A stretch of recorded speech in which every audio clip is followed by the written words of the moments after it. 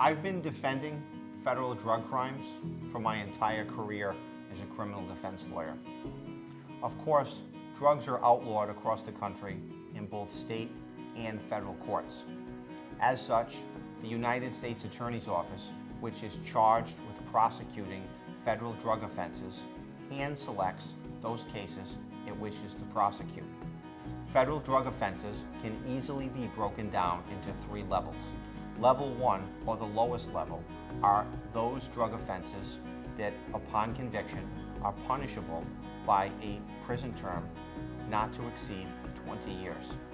The second level of federal drug offenses are those which, upon conviction, call for a mandatory minimum jail term of 5 years and a maximum term of 40 years. The third and highest level of federal drug crimes are those which, upon conviction, call for a mandatory minimum jail term of 10 years and a maximum potential term of incarceration of life. Because of the mandatory minimum sentences that apply in federal drug cases, they are of the most serious crimes prosecuted in federal court.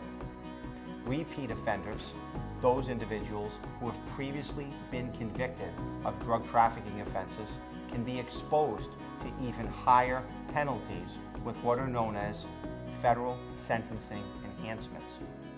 If you've been accused of a federal drug crime, you need a lawyer who's experienced not only in defending drug cases, but also with practicing in the federal court.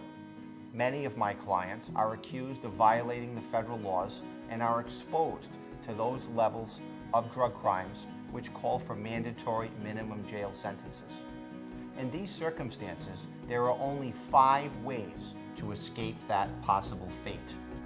The first way is to proceed to trial and be found not guilty. The second way is to file a motion which results in the dismissal or disposition of the case.